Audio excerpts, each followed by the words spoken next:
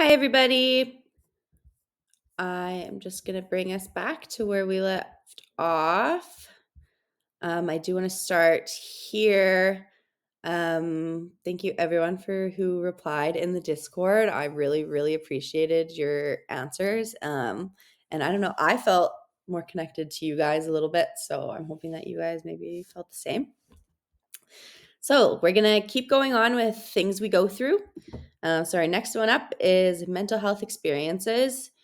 Problems at work, school, or home may cause a person to become overly self critical and doubt their strengths and capabilities. And due to the quick nature of our brains, ADHDers often ping pong between good and bad perceptions of themselves. So one day we feel confident, and then the next completely overwhelmed and not confident at all. These mood fluctuations can be so draining and lead to low self esteem, which can lead to not great mental health experiences. We can also have low self esteem because of all the other struggles that ADHD has brought to our lives. We just go through a little more than the typical person in terms of functioning day to day. So, because of these struggles, it's linked to things like anxiety, depression, and mood disorders. People who've had a late diagnosis could have led to other mental health comorbidities because of the nature of not understanding our brain and strategies we could have potentially learned to mitigate some of these things. Life would have been immensely harder for us, which I feel like, I feel like we all feel like that. It was maybe a little harder for us than the typical person. So people can be born with mental health experiences such as depression and anxiety due to genetics, but lots of times these experiences are caused by our experiences and what we've gone through life. Like you don't have to be born with anxiety or something in your brain that makes you have depression. Like a huge factor in that is just our day-to-day experiences and how our brain is developing. So, self care and self compassion are such powerful tools for anyone living with ADHD, and that can help with all of this stuff. And we'll talk more about that in our validation section down the road. Our next one is task paralysis. This is my kryptonite. So, this is not the same as procrastination. I do that as well, but this is different. Task paralysis is when you want to start a task, but you physically cannot. Even when you know it's important, your brain just freezes and no amount of willpower seems to work. For late diagnosed adults, this often leads to self blame and frustration because people assume that we're just being lazy. And I know I dealt with that a lot in my childhood. In reality, ADHD brains struggle with executive functioning, making it harder to transition into tasks, especially overwhelming or boring ones. Something I've learned through my research is that in a neurotypical brain, tasks are naturally linked to the feeling of accomplishment that comes after finishing them. So, this makes it easier to start things like chores, work tasks, and other mundane responsibilities because in a typical brain, it anticipates that reward and releases a little bit of dopamine, that feel good chemical, in advance. It gives you that push to do it. But with ADHD brains, that dopamine does not kick in ahead of time. We don't get that automatic boost of motivation just from thinking about completing a task. Instead, we often struggle to start because our brains don't register the reward until after the task is done. So this makes boring or uninteresting tasks way harder to initiate. I know last week I did all of the dishes and I decided to just take one break before I did the big pot. And if you think I did that big pot, I did not. That big pot would still be sitting there if it wasn't for my boyfriend doing it for me. So the next thing we go through is masking. Masking is when you consciously or unconsciously hide your ADHD traits to fit in. The world is built to accommodate someone with a typical brain, and our society's hidden social rules, those are also for a neurotypical world. So sometimes we can kind of adapt like a chameleon to fit in with the people that surround us to avoid feeling like the odd one out. This is kind of a superpower, but it's also like kind of super exhausting. This could look like forcing yourself to sit still, pretending to be more organized than you are, suppressing thoughts and what you want to say to avoid being judged, mimicking people's personalities around you. Many adults with ADHD, especially those diagnosed later, become experts at masking. Like I said, it can be a superpower, but Sometimes we don't even recognize that we're doing it. I think rejection sensitivity plays a large role in this too, because we work so hard to fit in.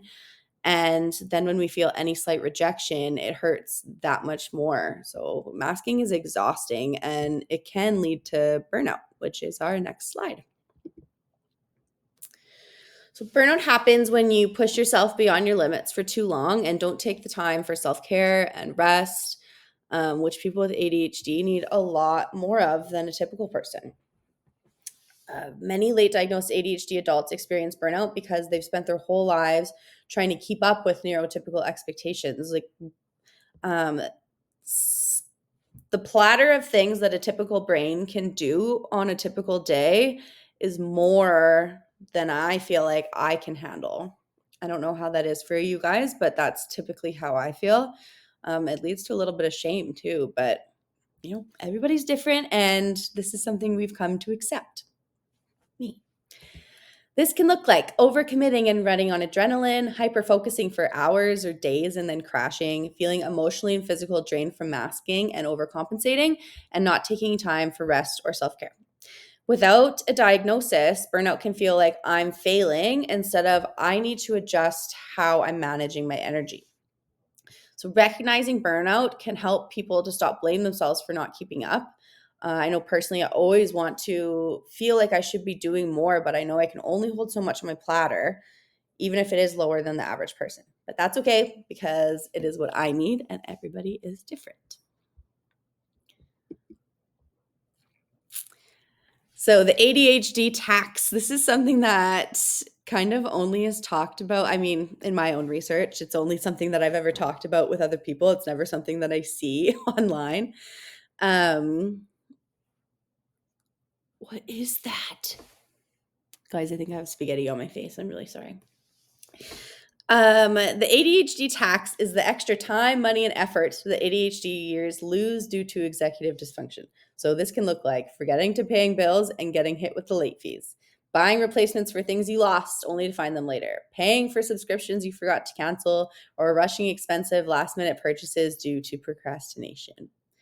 Honestly, this is probably not, I don't want to say that this is not our fault because we need to come up with strategies to combat the ADHD tax. But it's so true. The amount of overdue fees I have paid is so sad. So our last thing we go through is overthinking, which I had said in the beginning of our session last week that that hyperactivity, it can also be in here. So we don't just struggle with attention, we also struggle with stopping thoughts. Overthinking can look like spiraling thoughts when making decisions, replaying past conversations and cringing at small mistakes, overanalyzing text messages or interactions, and perfectionism that keeps you stuck in a loop. I don't deal with the perfectionism one, but I could see how that would be a problem for some people. So, for late diagnosis, overthinking is often mistaken for anxiety or perfectionism alone, but ADHD plays a role too. When your brain struggles to regulate attention, it also struggles to let go of certain thoughts. Understanding this can help you be more patient with yourself and use tools to redirect focus when it is needed, because overthinking sucks. Okay, our last slide today, short and sweet, is I'm going to talk a little bit about what the brain is going through when you have ADHD. So I did take a neuroscience class in school, and so I kind of have a hold on what I'm talking about a little bit, and I hope I explained it okay.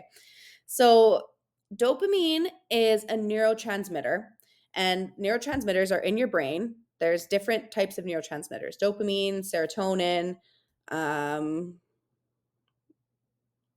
look at me, I only know two. Whatever, I know that dopamine is one.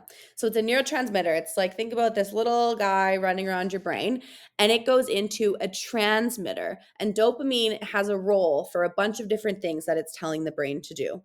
So in a typical brain, neurotransmitter would go into a transmitter and it would stay there for the time that you want to keep attention or the task that you want to do. It's the synapse, it's the little spark that tells you what to do and how long to do it for. In an ADHD brain, that bad boy is in and out. It does not stay there for very long. It's oh, bye. So I wrote this down just so I didn't mess it up.